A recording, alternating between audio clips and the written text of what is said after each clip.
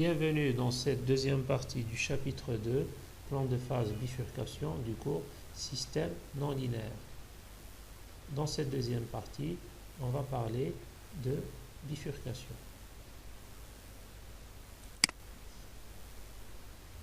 D'un point de vue linguistique, bifurcation signifie l'endroit où une chose se divise en deux. Bifurquer signifie se diviser en deux ou changer de trajectoire. Dans le cas de la théorie des systèmes dynamiques, une bifurcation est un changement dans les propriétés du système suite à un changement dans la valeur d'un paramètre du système. Alors, le changement dans les propriétés du système, ça peut être par rapport au point d'équilibre, aux orbites périodiques. Les orbites périodiques, les cycles limites sont un exemple d'orbite périodique, ou bien aux propriétés de stabilité du système. Certains points d'équilibre qui étaient stables peuvent devenir instables, ou bien la nature de ces points singuliers peut changer. On peut passer d'un nœud à un col, d'un foyer à un autre type de point singulier, ainsi de suite. Donc il y a un paramètre qui varie et il y a des propriétés du système dynamique qui changent suite à cette variation de paramètres. Le paramètre qui varie est appelé paramètre de bifurcation. Il y a certaines valeurs critiques pour lesquelles un changement se produit dans les propriétés du système. Cette valeur critique est appelée valeur de bifurcation, ou bien point de bifurcation. Donc trois notions. Point de bifurcation, c'est la valeur à laquelle le changement se produit, et le paramètre pour lequel la valeur change, c'est le paramètre de bifurcation, et la notion de bifurcation en elle-même. On a également le diagramme de bifurcation qui est la représentation graphique des points d'équilibre en fonction du paramètre de bifurcation. Les points d'équilibre, ce sont les points singuliers. Comme vous le savez, ce sont des points du plan x1, x2, on peut soit représenter l'une de leurs coordonnées, on représente x1 par exemple en fonction du paramètre, ou bien x2 en fonction du paramètre, ou bien on peut choisir de représenter le module r et θ du point singulier dans les coordonnées polaires en fonction du paramètre de bifurcation. Alors on ne va pas présenter une théorie générale des bifurcations, on va se limiter à des exemples pour voir les principales catégories de bifurcation qui existent. On commence par la bifurcation col-nœud. C'est une bifurcation qui correspond à une collision entre un col et un nœud, quand la valeur critique du paramètre de bifurcation du système change. On a un système qui dépend d'un certain paramètre. Ce paramètre, on peut le faire changer, ou bien il change naturellement dans le système. Et le système va posséder un point singulier qui sera d'abord un col, puis qui deviendra un nœud suite au changement de ce paramètre. On va voir ça à travers l'exemple suivant. On considère le système décrit par la représentation d'état suivante, x1 point égal mu moins x1 au carré, x2 point égal moins x2. On commence par calculer les points singuliers. On va mettre x1 point égal à 0, x2 point égal à 0. On aura x2 égal à 0. Et en fonction de la valeur de mu, on peut avoir soit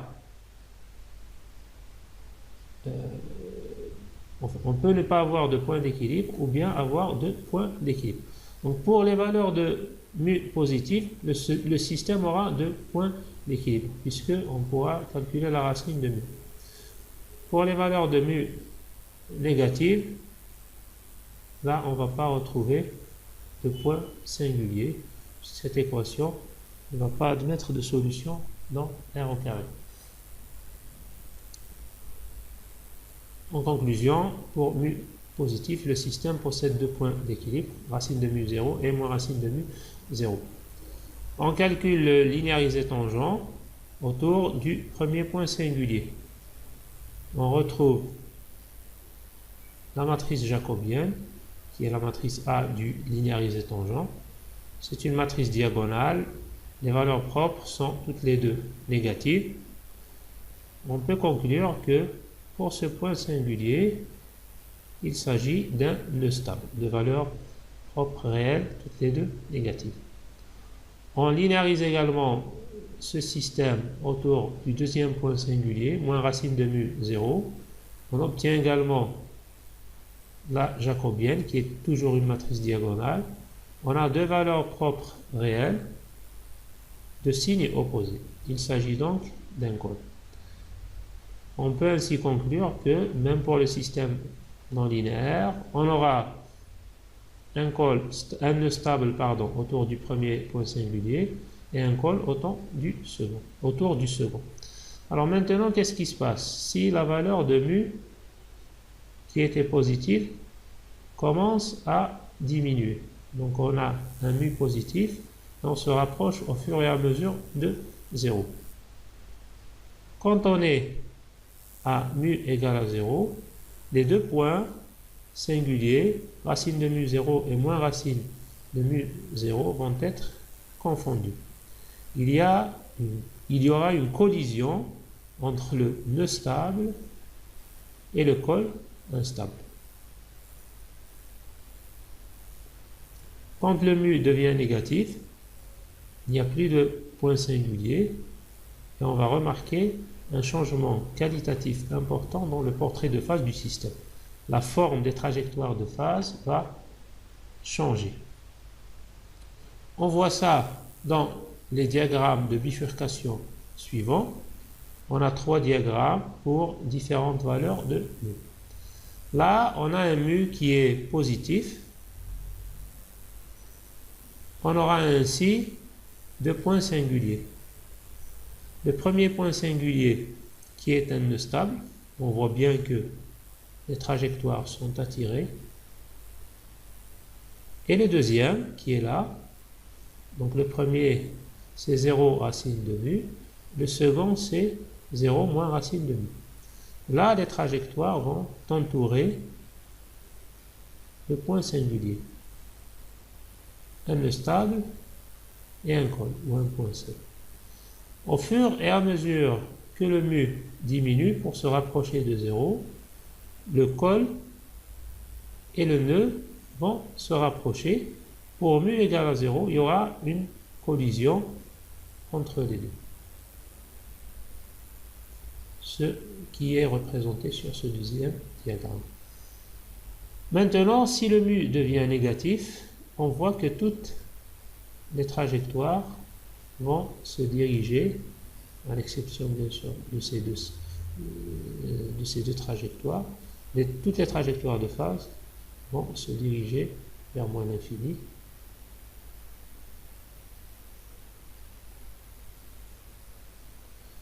Ce qu'on a représenté ici, c'est les différents diagrammes de phase pour différentes valeurs de mu. Maintenant, on va représenter le diagramme de bifurcation. On a dit que le diagramme de bifurcation va représenter les points singuliers du système en fonction du paramètre de bifurcation. Dans notre cas, le paramètre de bifurcation est mu. Et on a 2 points singuliers. Racine de mu 0 moins racine de mu 0. On va représenter seulement le x1 de nos points singuliers, vu que x2 est nul. Alors, si j'ai pas mis ici l'origine des mu, on va supposer que l'origine est ici. Pour mu positif, on aura le x1 du premier point singulier qui est égal à racine de mu, et le deuxième qui est égal à moins racine de mu. Ils sont représentés comme suit. Les traits discontinus vont représenter le col et les traits continus vont représenter le stable. Et à la valeur critique de bifurcation, on n'aura plus de points singuliers. Pour les valeurs de mu positives, 2 points singuliers, un col, un stable, un nœud stable Pour les valeurs négatives de mu, aucun point singulier. Et pour la valeur mu égale à 0, il y a une collision entre le col et le mu. Voilà pour la bifurcation col-mu. En résumé, c'est un système qui présente deux points singuliers, un col et un nœud, et les deux points singuliers deviennent confondus pour la valeur critique de bifurcation. La deuxième bifurcation dont on va parler, c'est la bifurcation transcritique. C'est une bifurcation avec des points d'équilibre qui sont, ou des points singuliers qui sont persistants. On garde ces points singuliers, contrairement à ce qu'on vient de voir avec la bifurcation col-nœud. Pour des valeurs de mu négatives, on n'a plus de points singuliers. Ce n'est pas le cas pour la bifurcation transcritique. Les points singuliers sont persistants. Ils restent malgré les variations du paramètre. Ce qui change, ce sont les propriétés de stabilité de ces points singuliers. Quand le mu change, la nature de ces points singuliers peut passer d'un point singulier stable à un point singulier instable. On va voir ça à travers un exemple. On a le système dynamique du second ordre suivant, x1 point égale mu x1 moins x1 au carré, x2 point égale moins x2. On calcule les points d'équilibre, x2 égale à 0, on factorise x1 et on aura pour autre point d'équilibre 0, 0 et mu 0. On a toujours deux points singuliers, quelle que soit la valeur de. Maintenant, on calcule la jacobienne. À l'origine, d'abord, c'est une matrice diagonale, on a deux valeurs propres, mu moins 1. Maintenant, si mu est négatif, on aura deux valeurs propres négatives. Le point singulier 0, 0 sera un nœud stable. Si mu devient positif, on aura deux valeurs propres de signes opposés. Mu positif moins 1 négatif, et ça sera un col. Dans ce cas, la valeur critique, bien sûr, la valeur de bifurcation est égale à mu égale à 0. Le premier point singulier passe d'un nœud stable à un col. Pour le deuxième point singulier mu 0, le calcul de la matrice jacobienne du linéarisé tangent nous donne moins mu moins 1. Pour des valeurs de mu négatives, on aura un moins mu positif, un moins 1 négatif, ça sera un col. Pour des valeurs de mu positives, on aura moins mu et moins 1 qui sont tous les deux négatifs, et ça nous donnera un nœud stable. En quelque sorte, les deux points singuliers intervertissent leur rôle. L'un qui était un nœud stable devient col, l'autre qui était col devient nœud stable. Pour mu égale à 0, c'est la valeur critique de bifurcation. C'est à ce moment-là que les deux points singuliers changent de nature de stabilité. Mais dans tous les cas, quelle que soit la valeur de mu, on garde deux points singuliers, l'un stable et l'autre instable, et les deux points s'intervertissent les rôles quand le mu change de signe. On regarde le diagramme de bifurcation. Toujours, on représente x1 en fonction de mu. Pour les valeurs de mu négatives, on a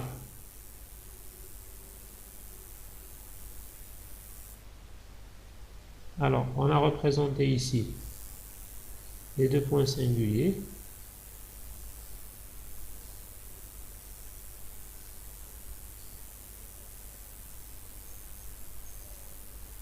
Le premier, c'est l'origine, 0, 0, qui est là.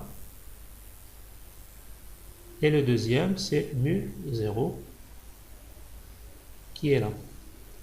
Donc, on a représenté le x1. Là, pour le premier point d'équilibre, x1 est égal à 0. Pour le deuxième, x1 est égal à mu. Donc pour le premier, on passe d'un nœud stable à un col. Ce qui est en continu est stable, ce qui est en discontinu est instable.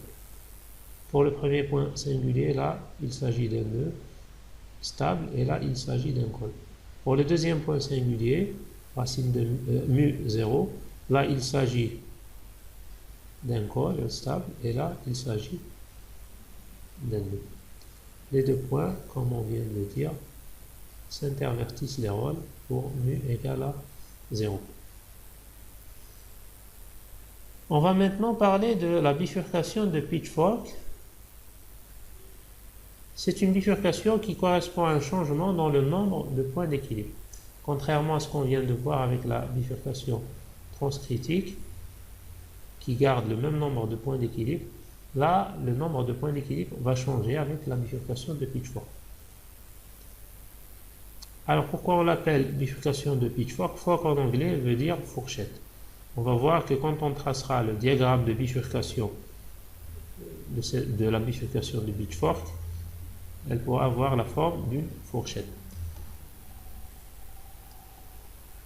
On va commencer par la bifurcation de Pitchfork supercritique. On va voir qu'il existe deux types, la bifurcation supercritique et la bifurcation sous-critique. Supercritique ou sous-critique, toujours par rapport à l'origine 0. Est-ce que la division se produit après la valeur nulle en passant du négatif au positif? Là, il s'agit d'une bifurcation supercritique. Maintenant, si c'est l'inverse, c'est en passant du positif au négatif que la bifurcation se produit. Il s'agit d'une bifurcation sous-critique.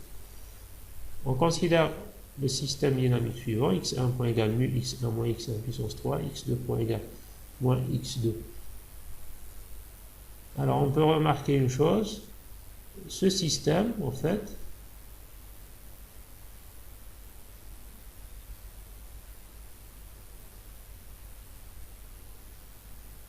on l'a obtenu à partir de celui-ci en multipliant la première fonction par x1. On aura mu x1 moins x1 puissance 3. Et on aura moins x2.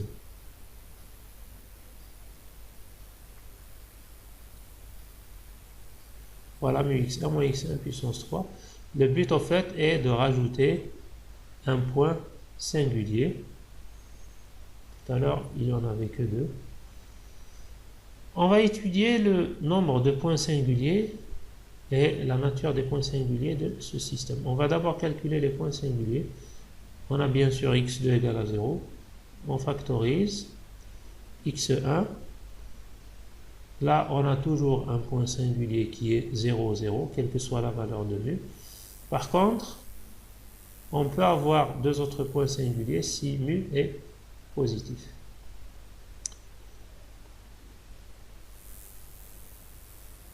Pour récapituler, si mu est négatif, il existe un seul point singulier qui est l'origine, 0, 0. Si on calcule le linéarisé tangent autour de l'origine pour des valeurs de mu négatives, on peut facilement montrer qu'il s'agit d'un nœud stable. On va trouver une matrice A avec des valeurs propres réelles, toutes les deux négatives. Maintenant, pour mu positif, on aura trois points d'équilibre. L'origine, racine de mu 0 et moins racine de mu 0.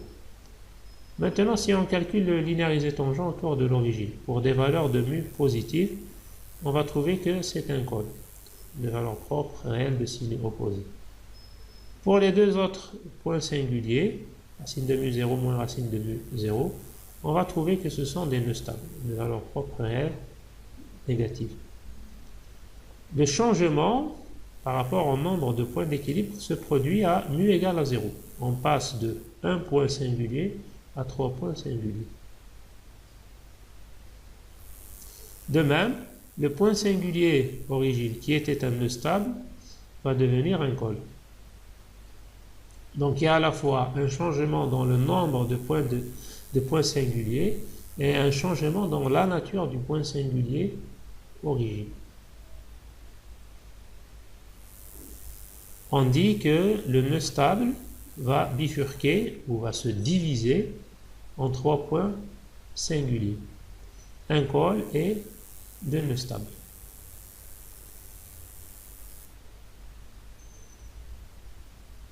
On représente le diagramme de bifurcation.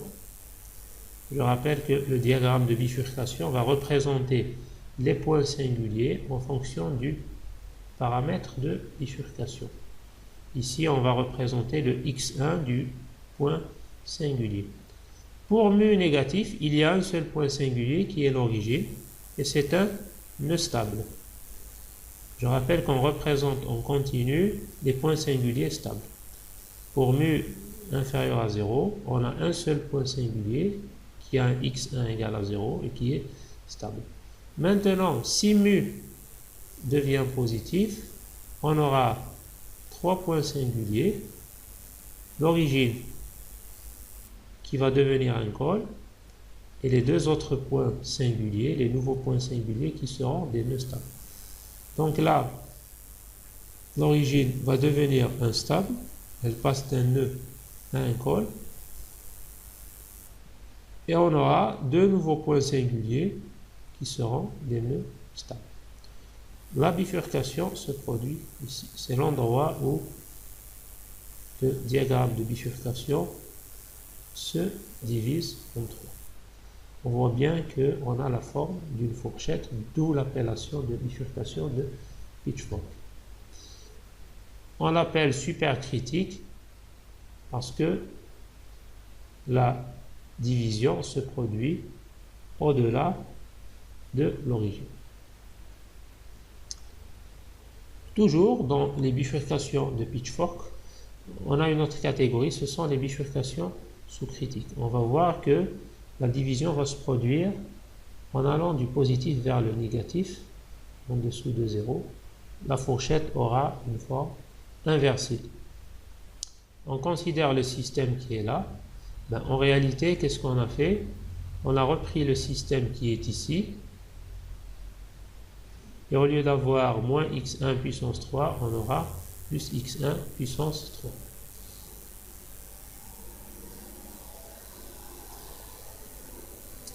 Alors, pour mu négatif, on aura trois points d'équilibre, un nœud stable et deux cols. Alors là, il y a une petite erreur, bien sûr. Comme le mu est négatif, on aura plus ou moins racine de moins mu. Donc là, il faut rajouter un moins. Maintenant, pour mu positif, il n'existe pas de point singulier, sauf d'origine, x1 égale à 0, x2 égale à 0. Donc je rappelle, il y a une petite erreur ici, c'est plus ou moins racine de moins mu, et non pas racine de mu, vu que le mu est négatif. Alors, on représente le diagramme de bifurcation. Pour les valeurs de mu négatives, on aura trois points singuliers, l'origine qui est un nœud stable, et les deux points singuliers qui vont être instables. Quand on passe des valeurs négatives aux valeurs positives de mu, les deux autres points singuliers vont disparaître. On aura un seul point singulier qui va devenir instable. Là, il s'agit d'une bifurcation de Pitchfork sous-critique. Le dernier type de bifurcation qu'on va voir, c'est la bifurcation de Hopf. Alors, la bifurcation de Hopf, c'est un domaine assez vaste dans la théorie des systèmes dynamiques. Il y a des ouvrages tout entiers qui sont destinés uniquement à la bifurcation de Hopf. On va voir un petit exemple sur la bifurcation de Hopf qui va vous permettre d'avoir une idée sur cette bifurcation. Qu'est-ce qui caractérise une bifurcation de Hopf? Tout simplement, dans une bifurcation de Hopf, on aura un foyer qui va changer de type de stabilité et devenir autre chose à la valeur critique de bifurcation. On va voir ça à travers l'exemple suivant. le système dynamique qui est décrit par la représentation d'état qui est ici. On passe aux coordonnées polaires, R et θ.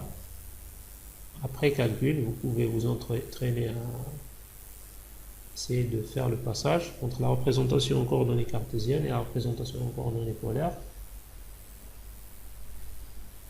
On obtient la représentation suivante.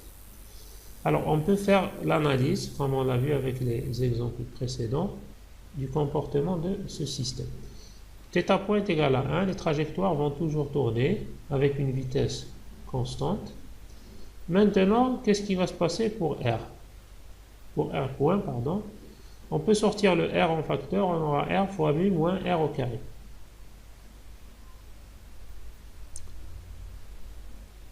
On voit bien que R point peut s'annuler si R est égal à 0 ou bien si R est égal à racine de mu. R est égal à racine de mu va correspondre à un cercle centré autour de l'origine avec un rayon égal à racine de mu. Donc finalement, ça va être un cycle limite. À condition, bien sûr, que on parte de ce cycle limite à l'intérieur ou à l'extérieur. On voit les portraits de phase pour des valeurs de mu négatives et des valeurs de mu positives. Ce qui est à gauche,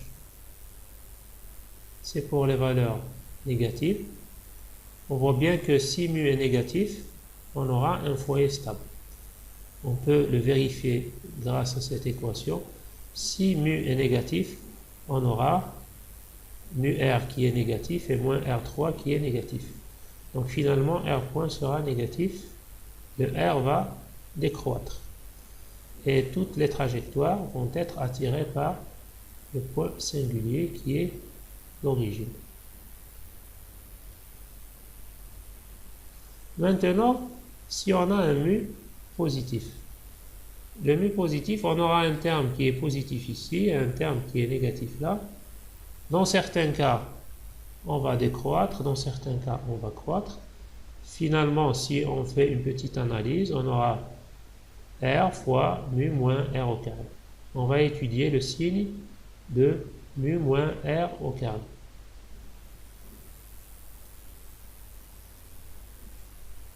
Maintenant, si R est supérieur à racine de mu, on aura un... Si R est supérieur à racine de mu, on aura un mu R moins R puissance 3 qui est négatif, compte tenu du fait que mu moins R au carré est négatif. Et on aura un R point qui est négatif. Le R va diminuer et il va être attiré par, comme on l'a vu, la trajectoire d'équilibre, le cycle limite qui est le cercle de rayon racine de mu.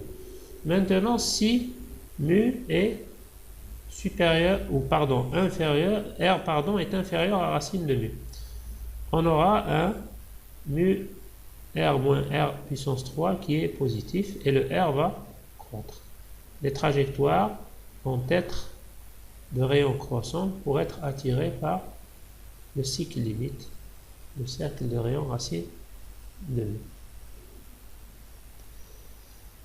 Maintenant, si on regarde ce qui se passe du point de vue du linéarisé tangent, quand mu passe des valeurs négatives à des valeurs positives, le système va présenter des oscillations de faible amplitude.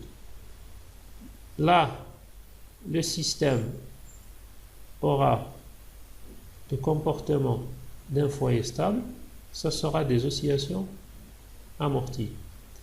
Et à ce moment-là, on aura des oscillations entretenues.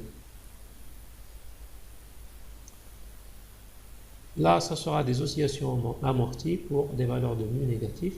Quand on est à mu égal à 0, on aura un passage d'oscillations amorties vers des oscillations entretenues. Comme l'amplitude des oscillations dépend du rayon du cycle limite, on aura des oscillations qui seront d'amplitude proportionnelle à mu. Comme on passe de valeur négative à valeur positive, la valeur de mu sera un petit epsilon positif et l'amplitude des oscillations ne sera pas importante. On peut conclure que ce type d'oscillation ne sera pas dangereux pour le système vu que leur amplitude est faible. Alors je reviens au linéarisé tangent autour de l'origine. On retrouve la matrice jacobienne suivante. Si on calcule les valeurs propres, elles vont dépendre de mu. Ce sera des valeurs propres complexes, mu plus ou moins racine de j.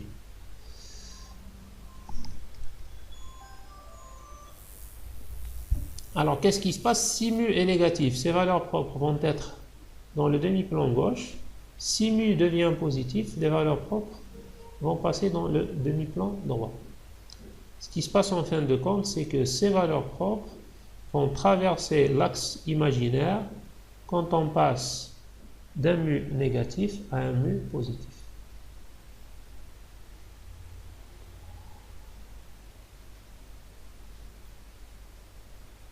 Si on essaie d'interpréter ça dans le cadre de la théorie des systèmes linéaires, si vous avez des mu négatifs, vous aurez des oscillations amorties. Mais quand vous passez à des mu positifs, vous aurez des oscillations divergentes. Et ces oscillations divergentes, à un moment donné, vont être attirées par le cycle limite pour devenir des oscillations d'amplitude stable. Voilà pour ce deuxième chapitre. Je vous remercie pour votre suivi et vous donne rendez-vous dans le chapitre 3 du